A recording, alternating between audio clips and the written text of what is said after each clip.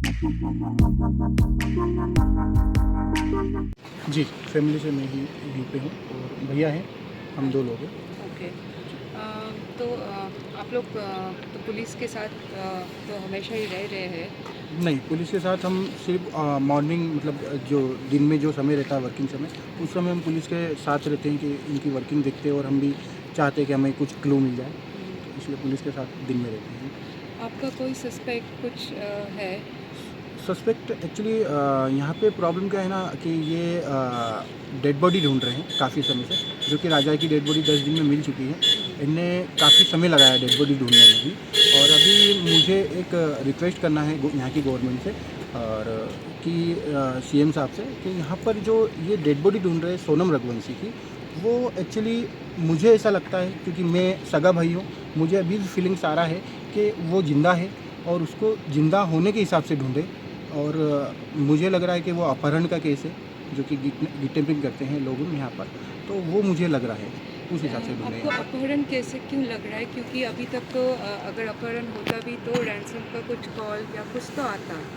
आपको उसका अपहरण मुझे आइडिया नहीं है क्योंकि एक्चुअली ऑलरेडी ये आज 15 दिन 14 से 15 दिन कंप्लीट हो गए हैं और ये कंटिन्यू एक जंगल 2 जंगल मतलब ऑलरेडी यहाँ का जो भी सर्चिंग पॉइंट है, जो भी व्यू देखने लायक यहाँ पे जगह है, वो ऑलरेडी सर्च कर चुकी है गवर्नमेंट और एनडीआरएफ और एसडीआरएफ ऑलरेडी इन चीज़ों को सर्च कर चुकी है। अभी भी राजा का जो डेड बॉडी मिला है वहाँ पे एनडीआरएफ और एसडीआरएफ ऑलरेडी डीप वर्किंग कर चुकी है, तो कुछ भी क्लू मिल नहीं रहा है, ना तो सोनम का मोबाइल मिल रहा है क्योंकि अगर डेड बॉडी मिलना होता तो राजा के आसपास कोई दूसरा मोबाइल मिलता। सोनम के पास भी 2 मोबाइल है, एक साइड बैग है, ये सब चीज़ें हैं, तो सोनम का कोई भी क्लू नहीं मिल पा रहा है।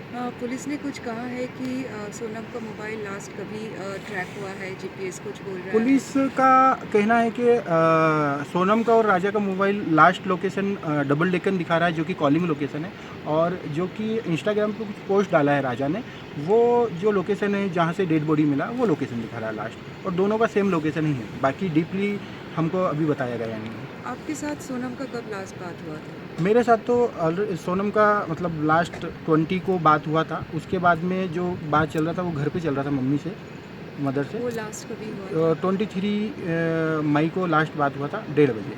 1:30 बजे? जी ओके, वो सोनम से सोनम को फ़ोन से हाँ, सोनम के घर पे मोबाइल से मिले? बात हुआ था जो कि उनकी सासू माँ से हुई थी और ऑलरेडी रिकॉर्डिंग मीडिया में आ चुकी है वो।